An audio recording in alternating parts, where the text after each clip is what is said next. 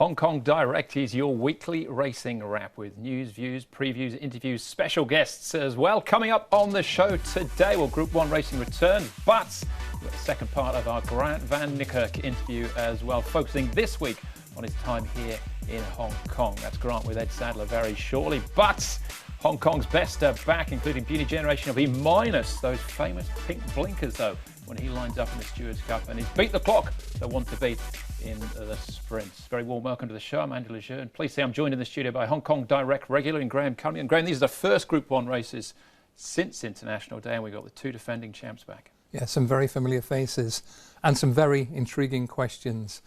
Beauty Generation's crown, it's not so much loose anymore, it's really wobbling. He's 3-1 down to Waikuku. By contrast, Beat the Clock has a very, very legitimate chance to stake a Horse of the Year claim. Dominant sprinter in 2019. Can he replicate that in 2020? This race last year was his first Group 1 win, and he's hardly put a foot wrong since. Absolutely. He swept all of Hong Kong's 3 1,200 metre Group 1s last season. He doesn't do it by very far, but he does it with super consistency and efficiency, and he's bound to be hard to beat again. We'll look at it all a little bit more closely in the second part of the show, but Beauty Generation won't be wearing the blinkers. They're just tinkering things slightly. Well, cheap pieces this weekend. Yeah, some cheap pieces, and they can make a real galvanising difference. The problem is they really need to, because we talked head-to-heads, 3-1 down against Waikuku now, and Waikuku is 5 and on the up. Beauty Generation is 7, and it looks, to the naked eye at least, like Father Time is nipping at his collar these days. All right, well, we'll look at all of that in the second part of the show. Before all of that, though, if you're watching last week, you'd have seen Ed and Grant talking about Grant's early days in South Africa. But as we pick the story up this week, Grant now focusing on his time here in Hong Kong.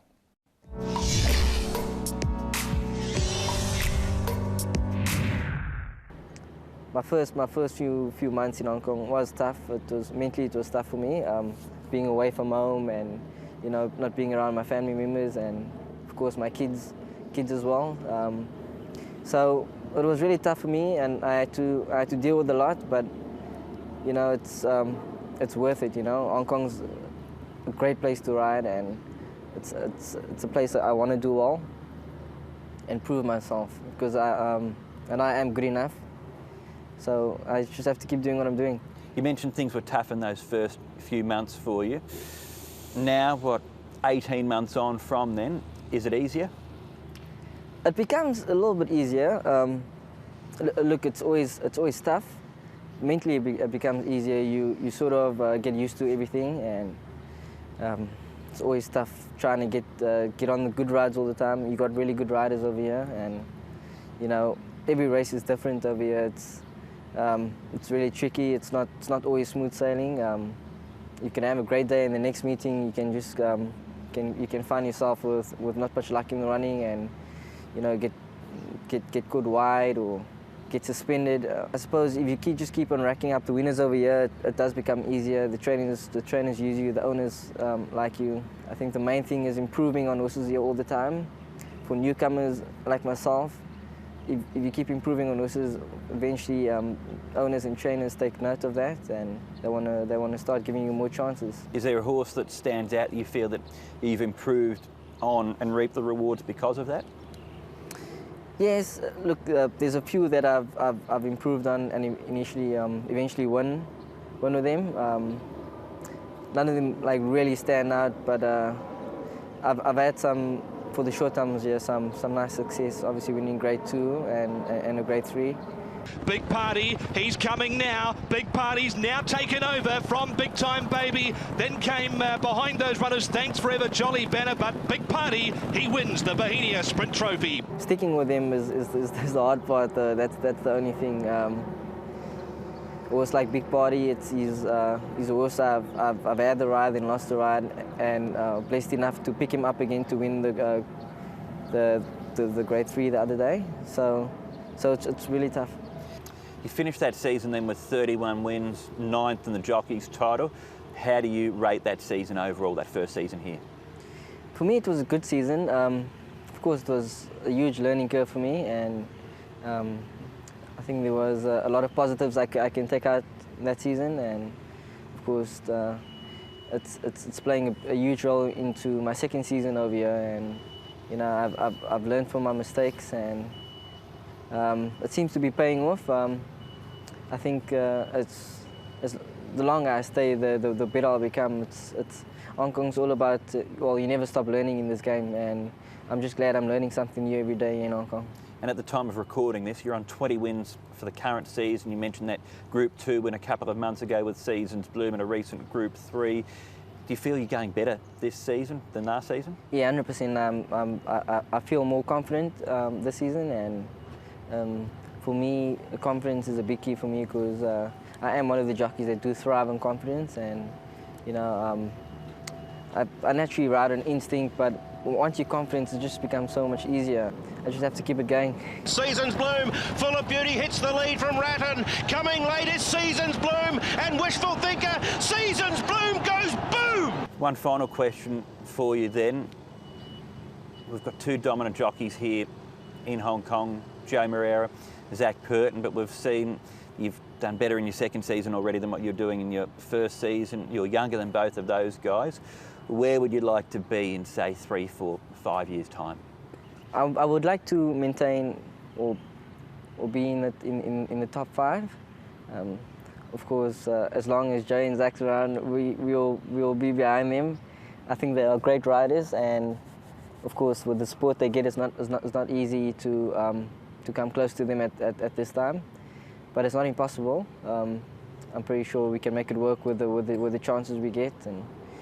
But the rest of the other jockeys in Hong Kong are really good. You can't fault any of them. It all comes down to the support you get, and of course the ones that make the least mistakes. I said before that if you are confident on horses and if you get the chances, you do make less mistakes, and the results come naturally. I would like to be in the top 3, top 4 in the next 3 years or so, and just maintain that position. Hopefully one day I would be able to fight out for the championship. That would be my long-term goal. There you go, Grant van Niekerk speaking with Ed. And I mean, he got there in the end saying he wants to be champion. I think everyone wants to be champion, but he's realistic in the sense that having a good season, having 2 good seasons, doesn't mean you're guaranteed a good season next year. You've got to keep working hard. Yeah, it's progression for a guy like that. And at 28 years of age, Andrew, he's approaching prime time in his career. And he's a sturdy lad, I think, both physically and temperamentally. He's extremely competitive. Anyone who's played cricket with him can tell you that. And he's flying high now. 9 winners in the last 10 Hong Kong fixtures. Treble, high-profile treble on Boxing Night at Happy Valley. And he needs the one thing that all good young jockeys need anywhere. He needs the high-quality horse that puts his name in lights. And that'll come in time. Yeah, well, we saw him there winning on Big Party, and touched on the fact he was riding him in his early days. And I spoke to him actually when he was riding him. He was very excited about the horse.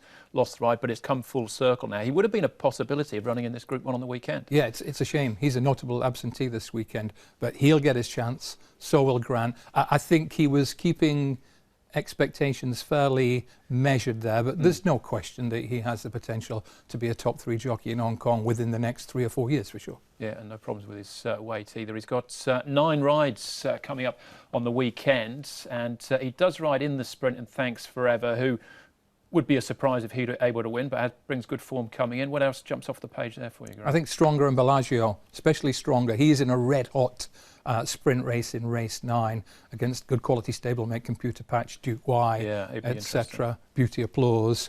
But he was a good horse in Australia, trialled very well recently. Bellagio is a bit of a frustrating horse, and he can start very slowly, but he can come home strong. Yeah, all right. That's Grant van Niekerk and his rides on the weekend, and also a great interview there with Ed as well. All right, part 2 coming up very shortly, and we'll be looking ahead to the 2 Group 1s on the weekend. And Beauty Generation, can he defend his crown? Can he be back to his best? The stable think he's pretty close to it.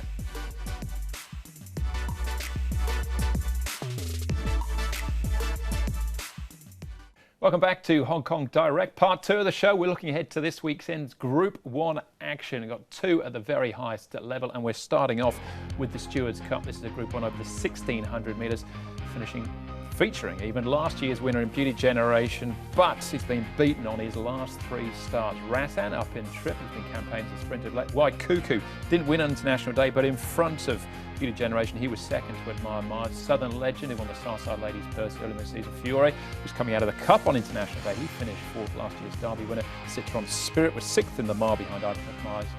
And Star, who's been a thorn in Beauty Generation's side as far as they're making the running.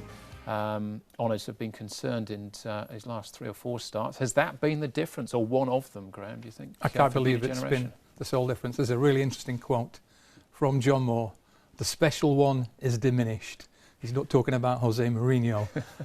He's not the top horse he was. We put that down to the age factor. I suspect John is probably right. Does that mean Beauty Generation can't win another big one? Of course it doesn't.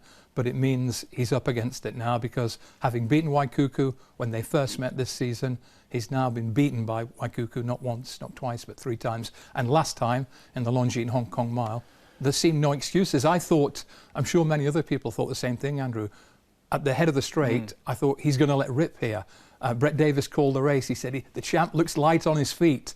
All of a sudden, those feet look pretty heavy, and White Cuckoo, despite a wide draw and having to be dragged back, ran past him pretty readily for second. Well, I was looking at the times for his run this year in the mile and last season. He ran an identical time. He demolished them in 2018. 1:33.52. They couldn't get near him. He's run the same time this year and run a well-beaten third. The difference is he was a second quicker for his first half mile. This time round he was a second quicker in the second part of it, so trying to quicken up. But it looked like he was breaking horses early on last season, and he hasn't been doing that this. You've hit the nail on the head. As Americans say, it's not just time, it's how you run time. And he's running his race in a different fashion, whether it be beginning, middle or end. Of late, he hasn't been able to put in that murderous fraction that gets his rivals in deep trouble, and therefore he's vulnerable. All right, and he will switch for the cheap pieces this weekend as well, instead of the blinkers. So what of White Cuckoo? He was very good through the 4-year-old series last year. He's maybe a little bit unlucky in the Derby as well, but he's beaten Beauty Generation fair and square the last 2-3 starts. Yeah, and his size's miling equivalent of beat the clock, if you will, in that his improvement has not been spectacular. It's been incremental, but he's super consistent, and he still seems to be getting that little bit better with each race. No question, his second in the Hong Kong Mile was his best performance, and that despite the wide draw and the slightly troubled trip. And tactically speaking, Joe doesn't have too many worries. He just jumps out, drops in. It's a smallish field.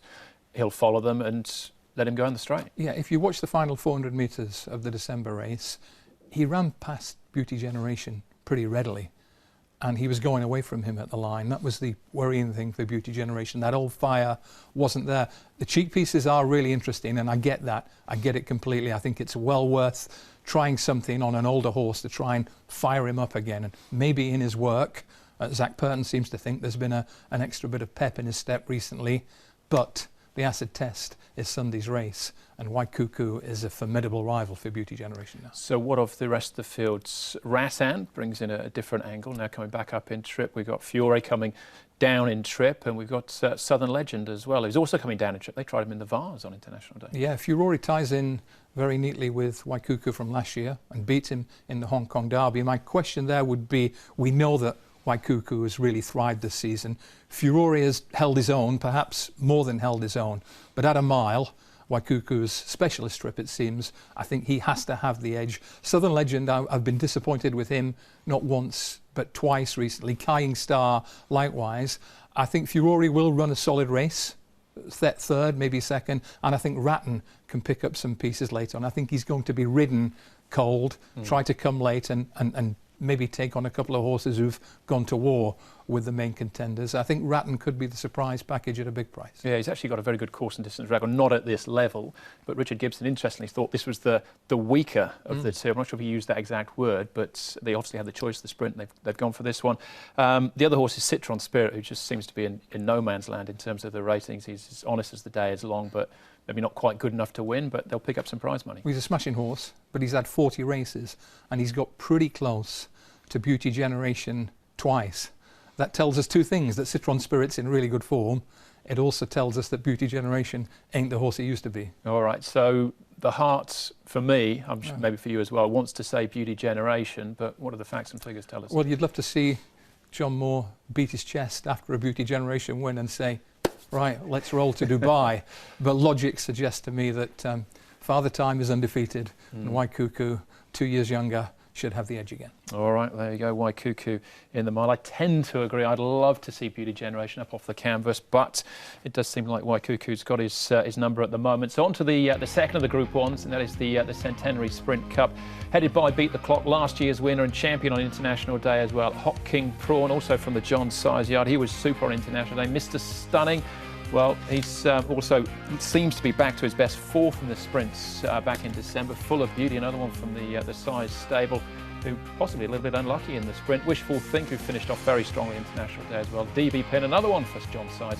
And thanks forever, John Moore, Grant van Niekerk in the saddle. Premiere is the scratching. He would have been a pace angle as well. I don't think Chasing said anything too dramatically, but Beat the Clock, we talk about his consistency, not just at this level, but all the way through his career so far.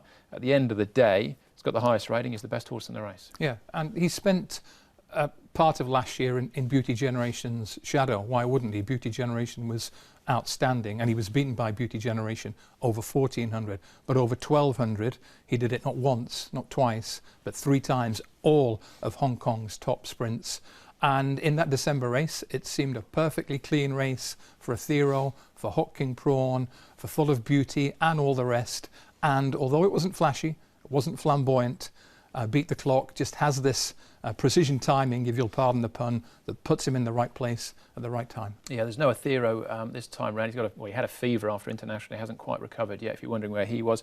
He got the better of Hot King Prawn there, but there's the possibility, with no Premiere now, that Hot King Prawn might be afforded a soft lead and could steal it from the front. It's a very relevant point. The softer the lead he gets, the more dangerous he is. And remember, the margins at play here are super fine. Beat the Clock's 3 Group 1 wins have been by a neck, half a length and a neck. So you can't afford any little misstep. You can't afford to give one of your main rivals a tactical advantage. And Joe Moreira will have to be very aware of the danger Hot King Prawn presents if he gets a soft lead. Yeah, and we shouldn't forget the fact that he was favourite for the sprint on International Day last year. So he's not just, he was obviously suffered with some injuries, but he's always been a class act. Well, not many horses come back from colic surgery as good as they used to be. Very few come back better. It looks like Hot King Prawn has. He's got a formidable strike rate, I think 9 from 13, and that last performance was on a par, if not better than anything he's produced, so he's a live danger. We talk about Beat the Clock's consistency, but Mr. Stunning's been setting the bar very high for a long time as well. Only from 26 starts, only 3 times he's been out of the top 4 and has mixed it with the very best over the last few years. Yeah, he's been a tremendous horse. I think he's been second in this race in both. Dead heated with Beat the Clock 2 years ago. Yeah, the last 2 years. He needs to find a pound or 2 from somewhere. If you wanted to knock Mr. Stunning, and he's a very tough horse to knock, Andrew, he's only won 1 of his last 10 races, and that was the Hong Kong Sprint in 2018. Perhaps the most important stat is that he and Beat the Clock have such a long history together, and they beat each other for quite a while. Mr. Stunning had the edge for quite a while, but on the last 4 occasions he's come up against the champion sprinter Beat the Clock. He's come off second best. All right, so what about the rest of the fields? Full of Beauty, still on his way up. DB Pin seems very consistent. He actually had the fastest closing section on International Day and came from a long way back. Thanks Forever might be a bit of a stretch for him, but the Wishful Thinkers and Full of Beauties of this world? Yeah, Wishful Thinkers running really well, but overall he looks just a little behind a couple of the size stars. I think Full of Beauty is one to keep an eye on because he's only had a dozen runs or so. He still seems to be getting slightly better.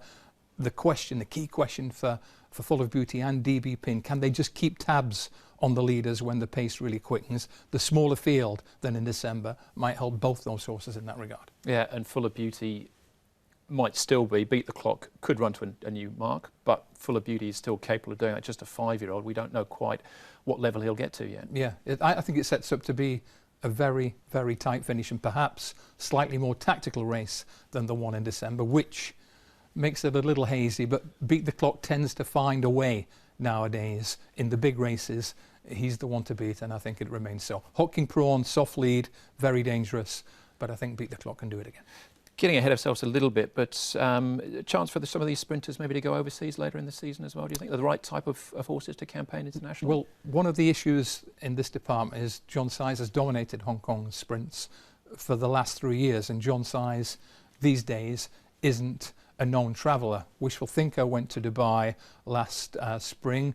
He's a high quality horse. Athero is the one in that he's absent from this race. Has the entry in Dubai, the Alquoise. And enormous untapped potential still, so everyone's looking forward to seeing him back on track. All right, but as far as this race is concerned, Graham, who comes out on top in the end? The champion sprinter is champion sprinter for a reason. I don't think he'll do it in a flashy manner. I don't think you'll see him burst clear, but I think you might see Joe produce him at the perfect moment once again. All right, and we're agreeing on this one as well. So there you go. Beat the Clock in the sprint, but give a lot of the others a decent chance as well. So this weekend, the Stewards Cup, the Centenary Sprint Cup, back to Happy Valley on a Wednesday night, and then we've got the Classic Mile coming up. That's a week on Monday for the Chinese New Year meeting, and I know you've caught up with Francis Loy recently as well, so he's going to have a big day, isn't he, a week Monday? And Vincent Ho.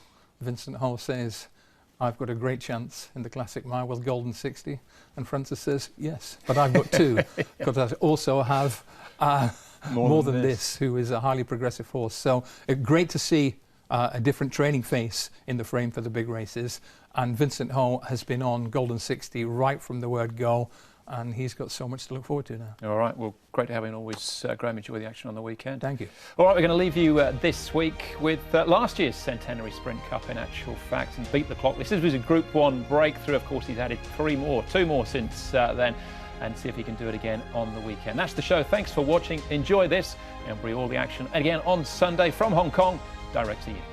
At the 400, Little Giant clicks up. DV Pins right there. Beat the Clock. Mr. Stunning is placed under pressure, but as always, he starts to respond. Little Giant still has it. Beat the Clock. DV Pins weakening. Then Mr. Stunning. DV Pins running to Little Giant with 100 to go. Mr. Stunning's not done. It's Beat the Clock. Mr. Stunning. Beat the Clock. Mr. Stunning's cutting him back. Beat the Clock hanging on. It's his finest hour.